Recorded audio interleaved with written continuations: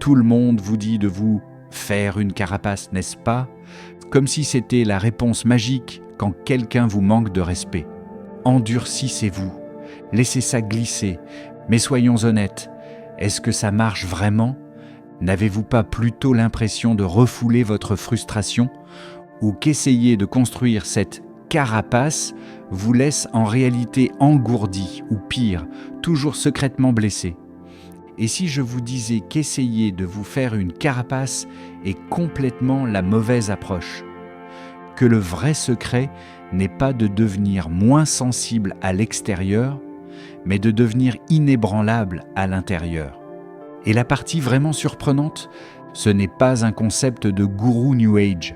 Cette idée puissante vient d'une philosophie plus vieille que la plupart des pays, créée par certains des esprits les plus brillants de l'histoire, précisément pour naviguer dans les parties désordonnées et imprévisibles de la vie, comme avoir affaire à des personnes difficiles. Je parle du stoïcisme. Maintenant, avant que vous n'imaginiez des types en toge parlant de choses qui ne s'appliquent pas à votre vie bien remplie, à vos délais à respecter ou à l'éducation de vos enfants, réfléchissez-y à 2 fois.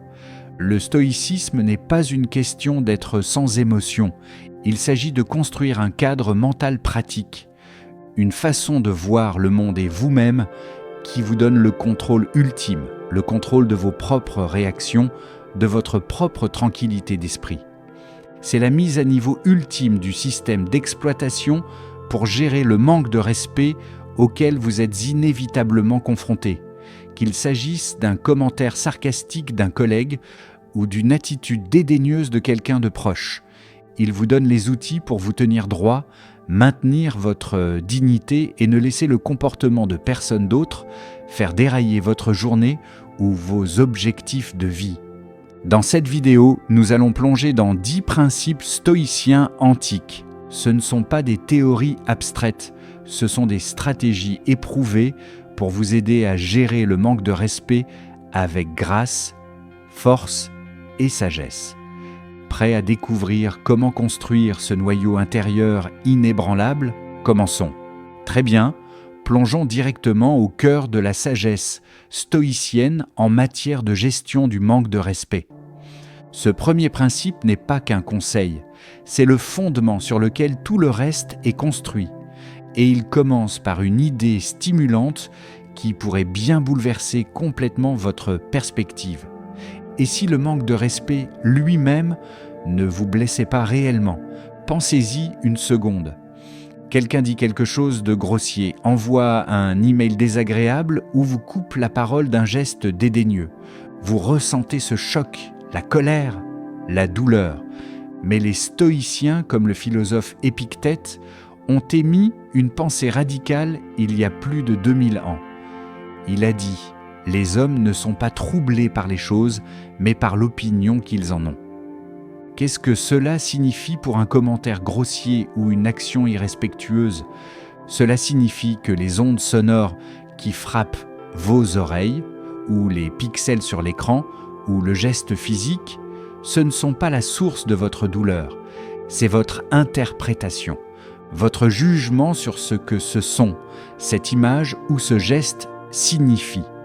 Mais comment un mot grossier peut-il ne pas blesser? Que se passe-t-il en nous à cet instant précis? Dans cette fraction de seconde après l'événement, votre esprit saute à une conclusion. Il pense que je suis stupide. Il ne me respecte pas. Comment ose-t-il me traiter comme ça? Cette signification que vous ajoutez instantanément, c'est le jugement. Et selon les stoïciens, c'est de ce jugement que vient la souffrance, et non de l'événement extérieur lui-même. Cela nous amène peut-être au concept le plus fondamental et franchement le plus libérateur de tout le stoïcisme.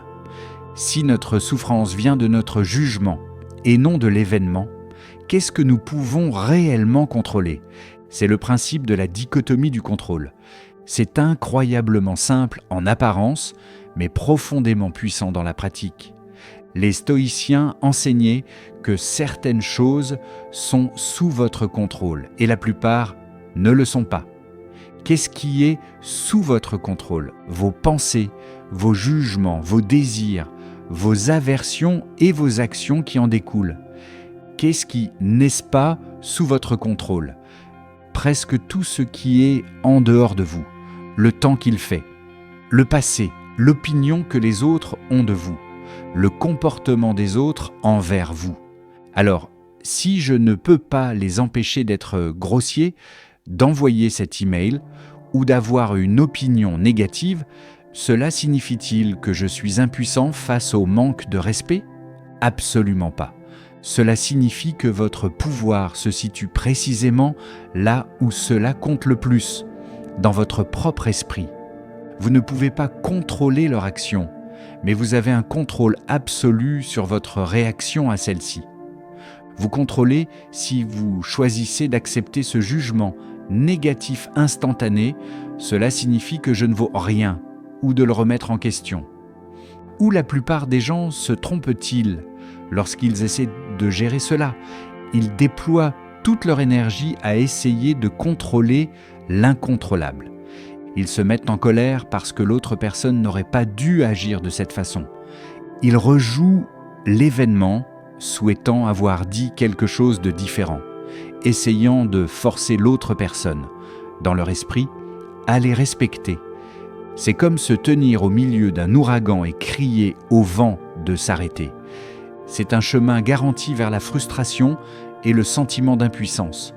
La leçon fondamentale ici est la suivante. La liberté et le vrai pouvoir face au manque de respect ne viennent pas de changer les autres, ni même de changer l'événement. Ils viennent de se concentrer sans relâche sur ce qui vous appartient de commander, votre propre esprit, vos propres jugements et votre propre réponse choisie.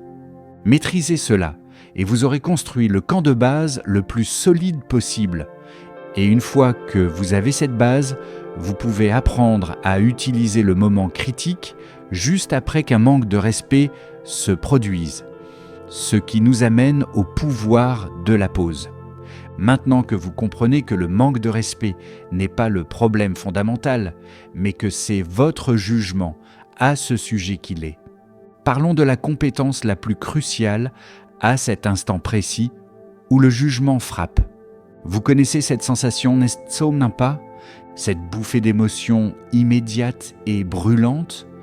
Peut-être que votre poitrine se serre, votre visage s'échauffe et il y a cette impulsion puissante, une envie de vous défendre, une envie de riposter, une envie de simplement vous fermer complètement. Cette fraction de seconde juste après l'acte irrespectueux est incroyablement dangereuse, parce que c'est à ce moment-là que vos réactions les plus impulsives se déclenchent. Voici l'étape cruciale pour maîtriser cet instant. C'est là que la pratique stoïcienne de la pause devient votre super pouvoir. C'est l'espace délibéré que vous insérez entre le stimulus, l'acte irrespectueux et votre réaction. Sénèque, un autre incroyable philosophe stoïcien, nous a mis en garde contre la colère. Il a dit « Chaque fois que vous êtes en colère, soyez assurés que ce n'est pas seulement un mal présent, mais que vous avez accru une habitude. » Il comprenait qu'à chaque fois que nous cédons à cette réaction de colère instantanée, nous renforçons l'habitude de réagir de cette façon. Que se passe-t-il réellement à l'intérieur de votre cerveau pendant cette pause? Il s'agit de détourner le système de réponse automatique de votre cerveau. Voyez cela de cette façon, lorsque le manque de respect frappe, votre cerveau reptilien, la partie axée sur le combat ou la fuite, veut immédiatement prendre le dessus. Il hurle, menace, réagit maintenant. La pause donne à votre cerveau plus rationnel et conscient une chance de rattraper son retard. Elle permet à la partie pensante d'intervenir avant que la partie réagissante ne prenne complètement le dessus. Cette pause est votre moment pour reprendre le contrôle. C'est le moment où vous réclamez votre libre arbitre. Elle vous permet de choisir votre réponse plutôt que d'être dicté par une impulsion automatique, souvent négative. Très bien, comment faire cela concrètement lorsque votre sang bout ou que vous sentez les larmes monter? Cela semble simple. Et ça l'est, mais cela demande de la pratique. Cela pourrait être aussi simple que de prendre une inspiration lente et profonde, juste une, ou de compter silencieusement jusqu'à 3, ou d'avoir une simple phrase mentale comme pause ou stop que vous vous dites. Imaginez que vous êtes en réunion et que votre idée vient d'être rejetée d'un ton dédaigneux. Stimulus, les paroles dédaigneuses, sentiments, blessé, en colère, embarrassé. Impulsion, répliquer violemment, vous défendre agressivement ou vous retirer et bouder. La pause, vous sentez la montée d'émotion et vous prenez consciemment cette inspiration. C'est le moment où vous vous rappelez que vous avez le contrôle sur votre état interne, même si vous ne pouvez pas contrôler l'action externe. C'est la compétence fondamentale qui permet tous les autres principes stoïciens que nous allons aborder. C'est votre première ligne de défense, créant l'espace dont vous avez besoin pour choisir la sagesse plutôt que l'impulsion. Et une fois que vous aurez maîtrisé la pause, vous pourrez commencer à travailler sur le renforcement de ce noyau intérieur, cette forteresse personnelle dont nous avons parlé plus tôt. Avec la pause comme premier outil pour créer de l'espace, parlons de la raison pour laquelle cet espace est si crucial pour protéger votre état interne. Vous pratiquez la pause. Vous savez que votre valeur n'est pas liée aux opinions externes. Mais même avec cette conscience et cette pause, pourquoi le manque de respect semble-t-il parfois encore vous blesser profondément ? Pourquoi ces mots ou ces actions vous piquent-ils encore ou vous font-ils douter de vous-même ? Cela arrive souvent parce que nous cédons notre pouvoir sans même nous en rendre compte. Et c'est là qu'intervient le concept stoïcien de la citadelle intérieure. L'empereur philosophe Marc Aurèle parlait de ce lieu en nous. Imaginez votre esprit, votre sens même de soi, comme une forteresse. Un espace sûr, protégé par des murs et des portes.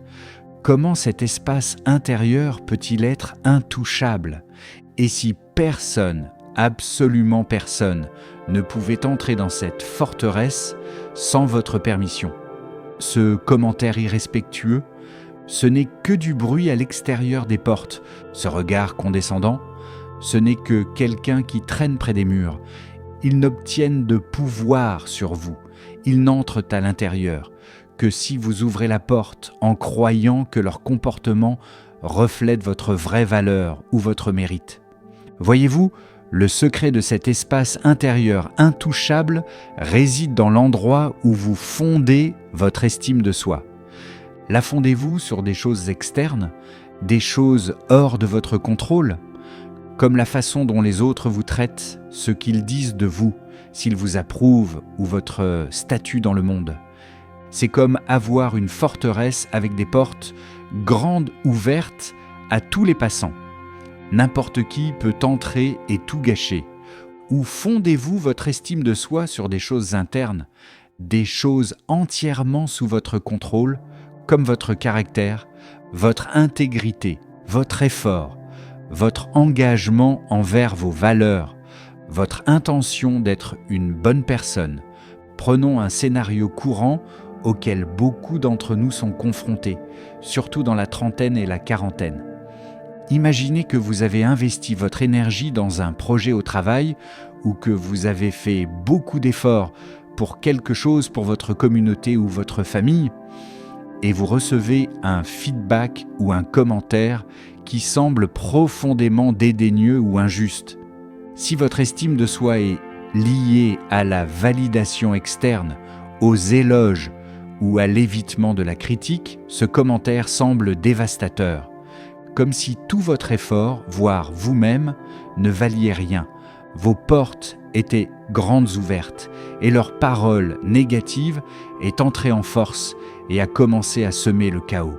Mais si votre estime de soi est enracinée dans votre citadelle intérieure, dans la connaissance de votre travail acharné, de vos bonnes intentions, de votre engagement envers l'excellence, quelle que soit la réception externe, ce même commentaire n'est que du bruit à la porte. Vous pouvez évaluer le feedback objectivement. Y a-t-il quelque chose que je peux apprendre ? Mais la manière irrespectueuse dont il est formulé ou le jugement injuste sur votre valeur ne pénètre pas votre sens profond de soi. Vous savez que votre valeur n'est pas déterminée par leur perspective limitée ou leur mauvaise humeur. Cela nous amène à la leçon clé de la construction de cette citadelle. C'est que la vraie force et la résilience face au manque de respect viennent de la sécurisation de votre sens de soi de l'intérieur. C'est un projet de construction continue. Et où la plupart des gens donnent-ils les clés de leur forteresse ? En recherchant constamment la validation externe, en laissant les éloges les faire se sentir dignes et les critiques les faire se sentir sans valeur, en permettant aux opinions imprévisibles des autres de dicter leur état interne. Construire votre citadelle intérieure signifie savoir profondément que votre valeur est inhérente à votre caractère et à vos choix. Des choses que personne ne peut vous enlever, à moins que vous ne leur donniez les plans et les clés.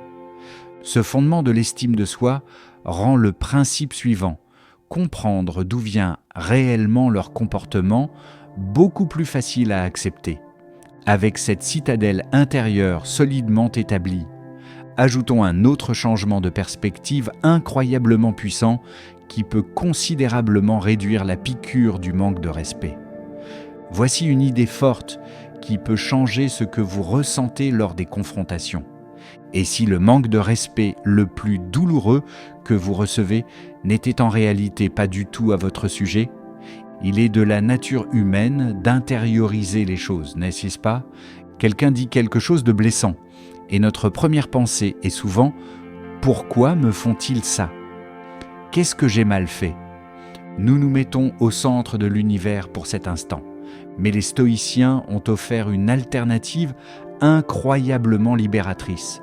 Ils regardaient non les gens mal se comporter, être grossiers, injustes, irrespectueux, et voyaient quelque chose d'inattendu.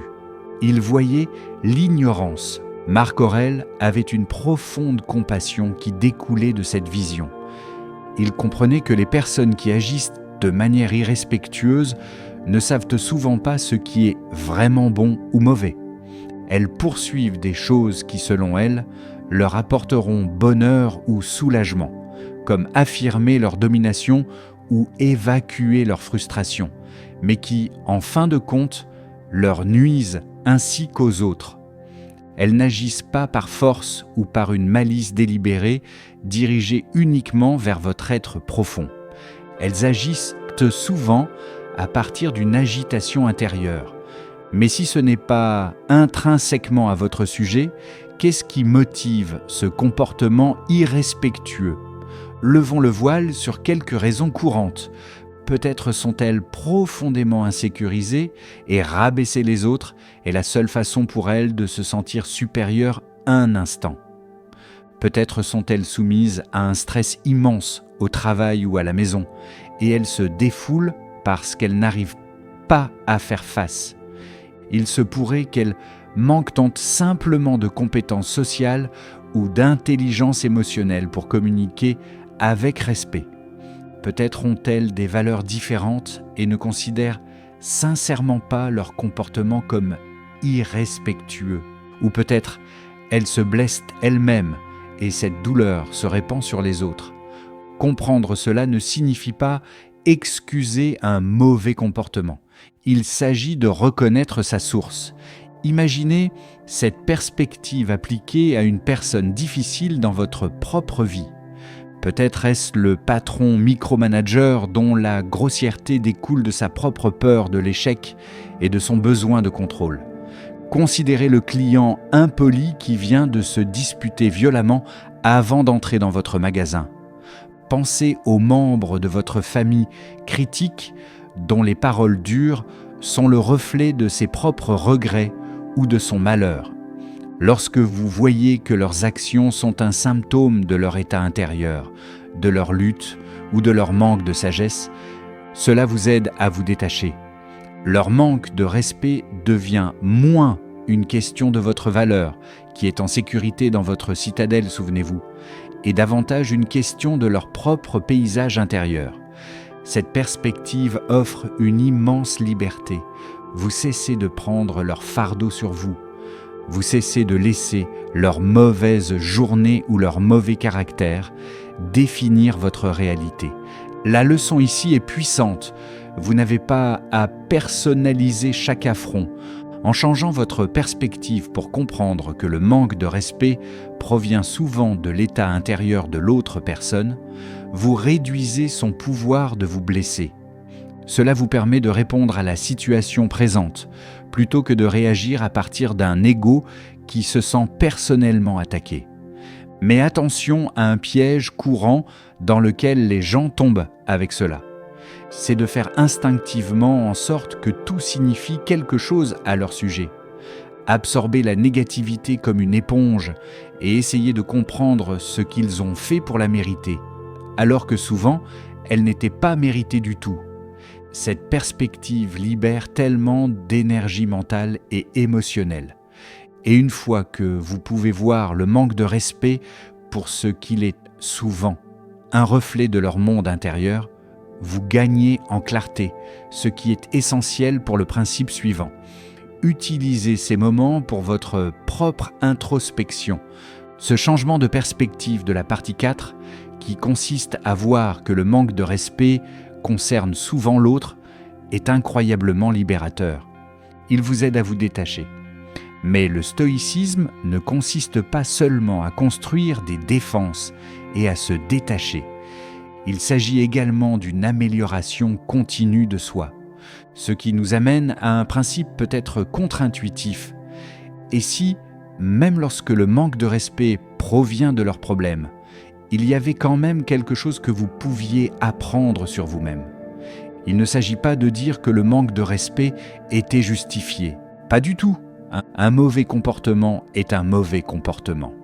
Mais les stoïciens étaient implacables, parfois enfouis dans un commentaire grossier ou une critique acerbe, mal formulée à cause de leurs problèmes. Il pourrait y avoir un minuscule grain de vérité sur vous ou vos actions. Comment trouver ce grain de vérité sans se laisser submerger par la négativité? Cela nécessite de séparer la livraison du contenu potentiel. Cela signifie engager votre esprit rationnel en utilisant cette pause de la partie 2 pour examiner objectivement le message et non l'emballage. Posez-vous des questions comme « Y a-t-il même 1% de vérité dans ce qui a été dit sur mon travail, mes actions, mon idée ? Ai-je fait ou dit quelque chose qui, quelle que soit leur réaction, j'aurais pu gérer différemment ? Cela met-il en lumière un angle mort dont je n'étais pas conscient ? Revenons à ce scénario de feedback difficile dont nous avons parlé plus tôt, peut-être le commentaire dédaigneux sur votre projet. Vous avez fait une pause, partie 2. Vous avez vu que cela pouvait provenir de leur stress ou de leur insécurité, partie 4. Maintenant, vous le tenez devant le miroir stoïcien. Vous demandez « D'accord, en mettant de côté ce que j'ai ressenti, mon ébauche initiale était-elle vraiment aussi claire qu'elle aurait pu l'être ? Ai-je expliqué mon idée en détail ou l'ai-je précipité ? Il ne s'agit pas d'être d'accord avec leur jugement grossier sur vous. Il s'agit d'extraire toute information factuelle sur vos actions qui pourrait vous aider à vous améliorer la prochaine fois. Ce principe ne consiste pas à accepter les abus. Il s'agit de transformer une interaction négative en une opportunité de croissance positive. La leçon ici est puissante. Chaque moment d'inconfort, même le manque de respect, peut être une leçon si vous choisissez de la chercher. Cela vous aide à devenir une meilleure version de vous-même, en affinant constamment vos actions et votre compréhension. Mais attention au piège avec ce principe. Ce n'est pas une excuse pour l'auto-blâme. Une erreur courante consiste à prendre le manque de respect, à le combiner avec l'introspection et à atterrir directement dans « c'était entièrement de ma faute ». Vous vous souvenez de la partie 4 ? Ce n'est souvent pas à votre sujet. L'introspection consiste à discerner le fait du jugement, en recherchant spécifiquement des informations exploitables sur votre comportement ou votre approche, et non en internalisant le blâme de la mauvaise conduite des autres. C'est un outil de croissance, pas une arme d'autocritique. En combinant la pause, la citadelle, le fait de voir que cela concerne l'autre et l'utilisation du miroir pour l'introspection, vous construisez une résilience incroyable. Cette force intérieure vous prépare au prochain défi, répondre au manque de respect avec dignité et vertu. 6/dot. Nous avons beaucoup parlé du travail intérieur, n'est-ce pas? Comprendre le jugement, maîtriser la pause, construire votre citadelle, voir que cela les concerne, utiliser le miroir pour l'introspection. Mais vous pourriez penser, d'accord, c'est génial pour mon état intérieur, mais est-ce que je reste assis à ne rien faire? Est-ce que je laisse les gens me manquer de respect? Absolument pas. Le stoïcisme n'est pas une question d'être un paillasson. Il ne s'agit pas d'une acceptation passive d'un mauvais comportement, il s'agit de répondre, mais de répondre efficacement et vertueusement. Cela nous amène au pouvoir de répondre avec dignité. Les stoïciens enseignaient que le véritable épanouissement humain vient du fait de vivre en accord avec la nature, ce qui pour nous signifie vivre en accord avec la raison et la vertu. Alors, comment choisir la bonne réponse externe face au manque de respect après avoir fait le travail intérieur? Les stoïciens nous ont donné une boussole parfaite, les 4 vertus cardinales, la sagesse, la justice, le courage et la tempérance. Voyons comment chaque vertu guide votre réponse externe dans ce moment difficile. La sagesse consiste à savoir quelle est la meilleure ligne de conduite dans cette situation spécifique. Le fait de prendre la parole envenime-t-il inutilement les choses? Est-ce une limite qui doit être clairement énoncée? Le silence est-il la réponse la plus puissante en ce moment? La sagesse vous aide à choisir le chemin le plus efficace. La justice concerne l'équité et le traitement juste des autres et de vous-même. Cela signifie ne pas déformer ce qui s'est passé. Cela signifie dire la vérité calmement si vous choisissez de répondre. Cela signifie respecter leur humanité, même s'ils ne respectent pas la vôtre. Le courage est la force intérieure d'agir correctement, même lorsque c'est difficile ou effrayant. C'est avoir la colonne vertébrale pour rester ferme dans votre position sans devenir agressif. C'est le courage de dire votre vérité calmement, même si votre voix tremble légèrement. C'est aussi le courage de ne pas riposter avec colère lorsque votre impulsion hurle à la vengeance. Et la tempérance concerne la maîtrise de soi et la modération. C'est contrôler votre colère, votre ton de voix, votre langage corporel. C'est répondre de manière mesurée sans vous emporter ni devenir excessivement émotif. Imaginez à nouveau ce scénario de réunion après avoir fait cette pause.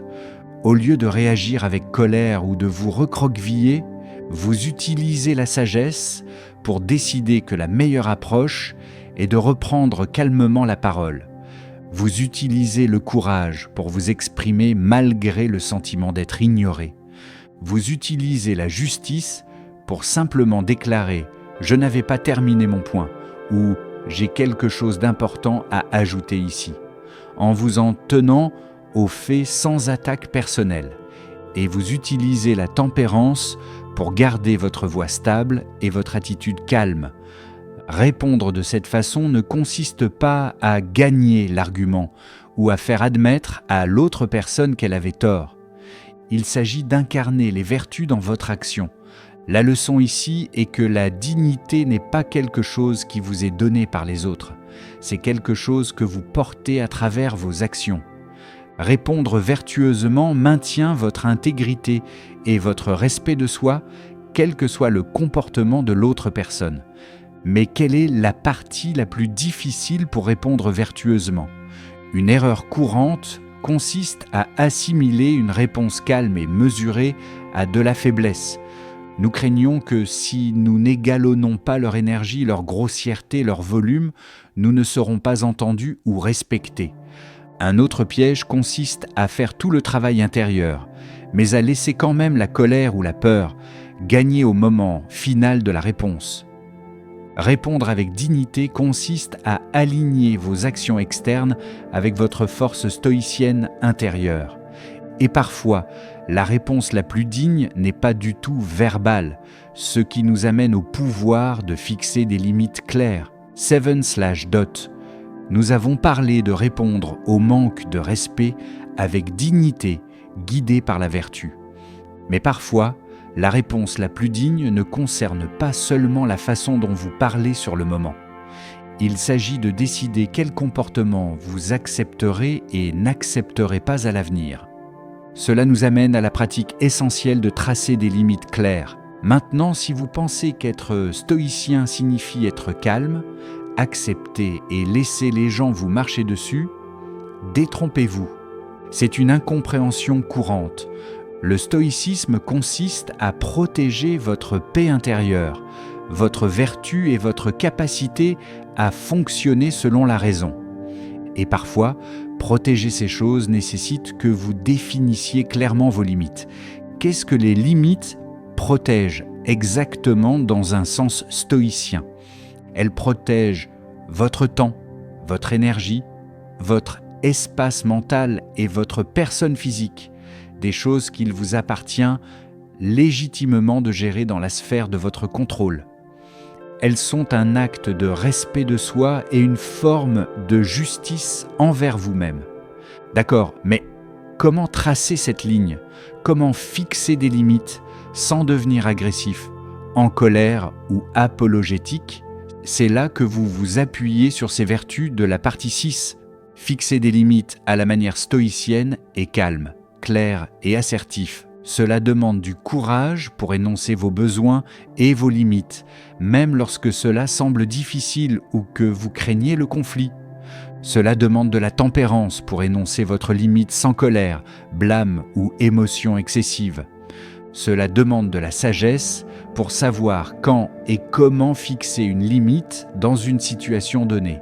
Et cela demande de la justice, être juste envers vous-même en défendant vos besoins, tout en étant clair et direct pour que l'autre personne ne soit pas laissée dans le doute. Examinons quelques situations concrètes où tracer la ligne est essentiel pour maintenir votre pratique stoïcienne. Peut-être est-ce le collègue qui vous interrompt constamment ou vous refile du travail supplémentaire à la dernière minute. Fixer une limite pourrait être « Je ne peux pas accepter de tâches supplémentaires après 15 heures aujourd'hui, car je dois terminer X ». Considérez les membres de votre famille qui posent des questions indiscrètes ou font des commentaires critiques. Une limite pourrait être « Je comprends que tu sois curieux, mais je ne suis pas à l'aise pour en discuter ». Pensez à vous surcharger socialement ou professionnellement parce que vous ne voulez pas dire non. Une limite est simplement « Merci pour l'invitation, mais je ne pourrai pas venir ». Fixer des limites n'est pas égoïste. C'est un acte de préservation et de respect de soi qui est pleinement aligné sur les principes stoïciens. Cela renforce les murs de votre citadelle intérieure en n'autorisant pas le manque de respect extérieur à empiéter sur votre temps, votre énergie ou votre bien-être émotionnel. La leçon ici est claire. Protéger votre espace intérieur nécessite souvent une action décisive dans le monde extérieur. Tracer la ligne est une expression nécessaire du respect de soi. Mais qu'est-ce qui empêche les gens de le faire ou les amène à le faire mal? Une erreur courante est de ne pas fixer de limite du tout par peur. Peur du conflit, peur du rejet, peur de ne pas être aimé. Un autre piège consiste à fixer des limites avec colère ou de manière passive-agressive, ce qui manque de tempérance et de justice et envenime souvent le conflit. Se sentir coupable après avoir fixé une limite est également courant, découlant d'un manque de conviction dans votre propre droit de protéger votre espace. Fixer des limites fermement mais calmement est une puissante démonstration de force intérieure. Il ne s'agit pas de contrôler l'autre personne, mais de communiquer clairement la façon dont vous avez besoin d'être traité, ce qui nous amène naturellement au pouvoir de choisir le pardon. Vous développez une force incroyable. Vous savez comment faire une pause, fortifier votre citadelle intérieure, voir que le manque de respect ne vous concerne pas, l'utiliser pour l'introspection, répondre avec dignité et fixer des limites claires. Mais qu'en est-il du sentiment qui persiste longtemps après la fin du moment ? Même si vous avez géré la situation parfaitement, le souvenir d'avoir été manqué de respect peut s'attarder. Il peut se rejouer dans votre esprit. Il peut alimenter le ressentiment, l'amertume, peut-être même un désir de vengeance. Cela nous amène à la perspective stoïcienne du lâcher-prise. On en parle souvent comme du pardon, mais peut-être pas de la manière dont vous pourriez l'imaginer au départ. Pour les stoïciens, lâcher prise ne consiste pas principalement à absoudre l'autre personne. Il s'agit de vous libérer vous-même, vous libérer du fardeau émotionnel que leurs actions ont créé en vous. Pourquoi s'accrocher à ce sentiment est-il si nocif, surtout pour vous ? Imaginez le ressentiment comme porter un poids lourd partout où vous allez, ou comme boire du poison en espérant que l'autre personne en souffre. Cela draine votre énergie, cela vole votre joie, cela occupe un espace mental précieux qui pourrait être utilisé pour des choses que vous pouvez contrôler et qui comptent réellement pour vous. En vous accrochant à la colère ou à l'amertume, vous donnez essentiellement à la personne qui vous a manqué de respect un pouvoir continu sur votre état intérieur. Elle vit toujours gratuitement dans votre tête, longtemps après être passée à autre chose. L'objectif stoïcien est la tranquillité, l'ataraxie, un état de calme intérieur non perturbé par les événements extérieurs. S'accrocher au ressentiment est l'opposé de la tranquillité. C'est une souffrance auto-infligée. Lâcher prise est le chemin du retour à la paix. Imaginez un moment où quelqu'un vous a profondément lésé ou a parlé de vous injustement dans votre dos. Imaginez-vous accroché à cette douleur pendant des semaines, des mois, peut-être des années. Les innombrables heures passées à rejouer des conversations, à vous sentir en colère, à imaginer des issues différentes. Maintenant, imaginez prendre une décision consciente, une décision d'arrêter d'alimenter ce sentiment, une décision de reprendre l'énergie qu'il consomme. Il ne s'agit pas de dire « ce qu'ils ont fait, ce n'était pas grave ». Il ne s'agit pas d'oublier l'événement. Il ne s'agit même pas nécessairement de se réconcilier avec la personne. Il s'agit de reconnaître que le passé est hors de votre contrôle, dichotomie du contrôle, vous vous souvenez ? Et que la seule chose que vous pouvez contrôler est de savoir si vous continuez à laisser cet événement passé empoisonner votre présent. La leçon ici est puissante. Lâcher prise est un acte radical de soin personnel. C'est une auto-libération. C'est choisir votre propre paix plutôt que l'indulgence improductive et nocive du ressentiment. C'est une clé pour avancer, libérer des actions passées des autres. Mais qu'est-ce qui empêche les gens de trouver cette liberté ? Une erreur courante consiste à confondre le lâcher-prise avec le fait de cautionner ou d'oublier le comportement. Les gens craignent que libérer le ressentiment signifie que l'autre personne s'en tire. Un autre défi est simplement la difficulté émotionnelle de lâcher prise. Le ressentiment peut ressembler à une forme de protection ou même de justice. Il faut un effort conscient et de la pratique pour relâcher son emprise. Lâcher prise ne les excuse pas, cela vous libère.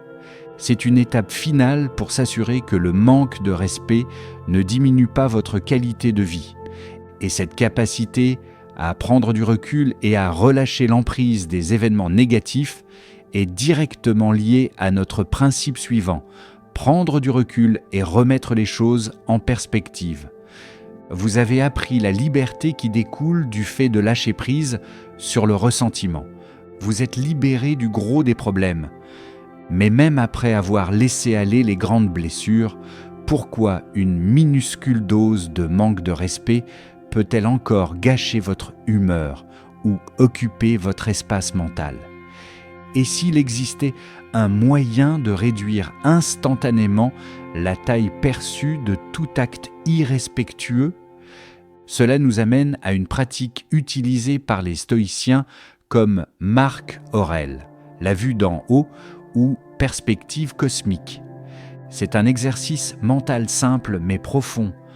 Comment dézoomez-vous réellement dans votre esprit? Imaginez-vous là où vous êtes. Maintenant, imaginez-vous reculer. Voyez votre maison, votre ville, votre région, votre pays. Reculez encore plus loin. Voyez la planète entière, une petite bille bleue dans l'immensité de l'espace. Considérez l'échelle de l'histoire humaine. Des milliers d'années, des milliards de vies, toutes évoluant dans le temps. Où se situe cet unique moment de manque de respect dans ce tableau? D'accord, alors comment regarder les étoiles vous aide-t-il à gérer un email grossier ou une remarque condescendante? Cela remet les choses en proportion. Cela vous aide à voir que cet incident spécifique, bien que peut-être désagréable, est infiniment petit et temporaire dans la grande échelle de votre vie, sans parler de l'univers. Cela vous aide à vous détacher de la charge émotionnelle immédiate en voyant son insignifiance relative. Cette perspective vous aide également à vous souvenir de ce qui compte vraiment selon le stoïcisme. Votre caractère, vos vertus, votre engagement envers votre objectif. Allez-vous laisser un bref instant de manque de respect faire dérailler toute votre journée, voire votre semaine, en vous enlevant de l'énergie pour vos objectifs et vos relations importantes? Ou allez-vous le considérer comme une distraction éphémère dans le contexte du projet de toute votre vie? Imaginez un exemple rapide. Vous voyez un commentaire négatif et irrespectueux sur quelque chose que vous avez posté en ligne et qui vous tenait à cœur. Ou un collègue fait une remarque sarcastique dans la salle de pause qui vous agace.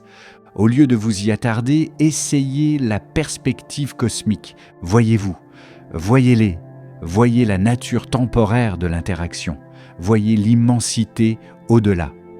Le pouvoir de cette perspective ne consiste pas à minimiser vos sentiments sur le moment. Il s'agit d'empêcher un petit événement d'avoir un impact inapproprié sur votre bien-être général et votre direction. La leçon ici est de gagner en proportion. Ne laissez pas les petites offenses consommer votre énergie mentale ou vous détourner de la poursuite de vos valeurs et de vos objectifs. Maintenez votre concentration sur la grande image d'une vie vertueuse et significative. Mais où les gens passent-ils à côté de l'essentiel avec cela? Une erreur courante est de se laisser consumer par des problèmes mineurs, de traiter chaque petit manque de respect comme une crise majeure. Nous nous y attardons, nous le rejouons, lui donnant un pouvoir et une taille qu'il ne mérite pas dans la grande échelle. Perdre de vue la vue d'ensemble permet aux petites choses de nous submerger.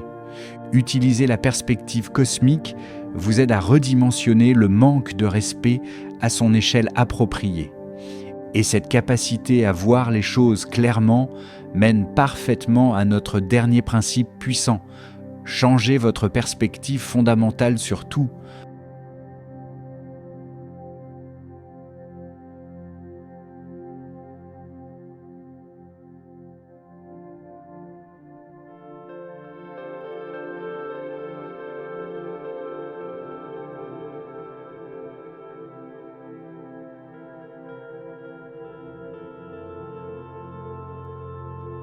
Le stoïcisme ne consiste pas à atteindre une perfection instantanée ou à devenir sans émotion.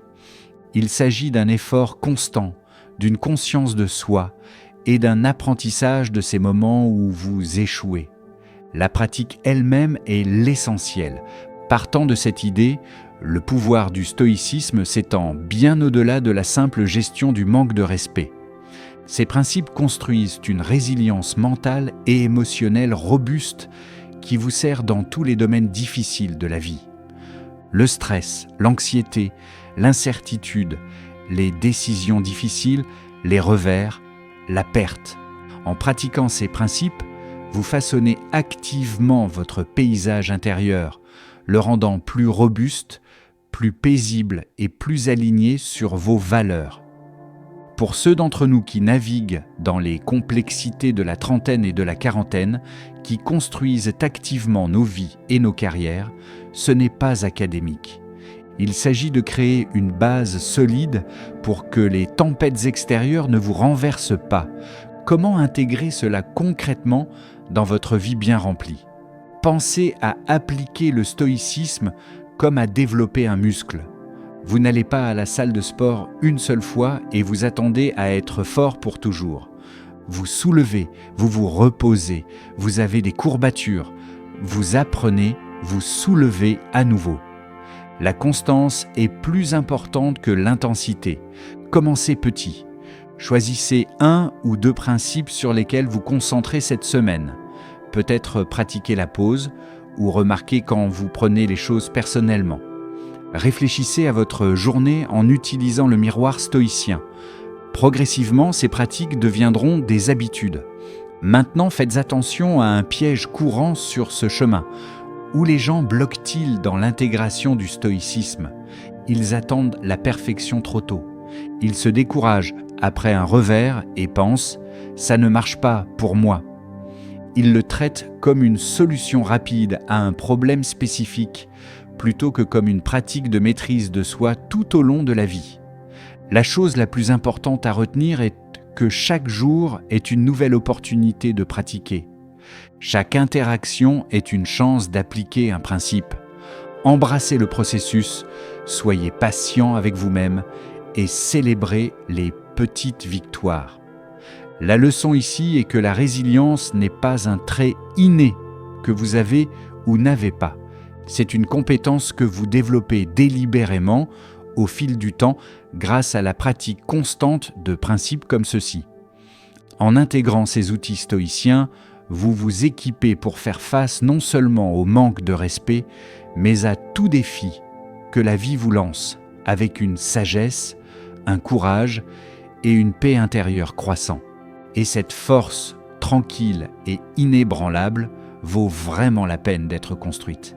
Vous avez parcouru 10 puissants principes stoïciens, de la compréhension que le manque de respect est une question de jugement, et non l'événement lui-même, à la maîtrise de la pause, la construction de votre citadelle intérieure et la prise de conscience que cela les concerne souvent. En passant par l'utilisation du miroir pour l'introspection, la réponse avec dignité, la fixation de limites et la liberté trouvée dans le lâcher-prise. Et enfin, l'apprentissage du recul et l'intégration de cette pratique pour une résilience à vie. Souvenez-vous de l'idée maîtresse, vous ne pouvez pas contrôler les actions des autres, mais vous avez un pouvoir absolu sur votre réponse et votre état intérieur. Appliquer ces principes ne consiste pas à éviter de ressentir quoi que ce soit. Il s'agit d'acquérir la sagesse et la force nécessaires pour naviguer dans ces sentiments et choisir votre voie. Il s'agit de construire une vie où votre paix n'est pas otage du comportement de qui que ce soit d'autre. Maintenant, j'aimerais avoir de vos nouvelles. Lequel de ces 10 principes a le plus résonné en vous? Lequel vous semble être le plus grand défi ou celui que vous commencerez à pratiquer cette semaine? Partagez vos réflexions dans les commentaires ci-dessous. Vos idées et vos expériences sont incroyablement précieuses pour cette communauté. Si cette vidéo vous a apporté de la valeur, veuillez lui donner un pouce levé pour l'aider à atteindre plus de personnes qui cherchent des moyens de gérer le manque de respect et de renforcer leur force intérieure. Et si vous souhaitez plus d'outils et de sagesse pour construire une vie résiliente et significative, Assurez-vous de vous abonner à nom de votre chaîne et d'activer la cloche de notification.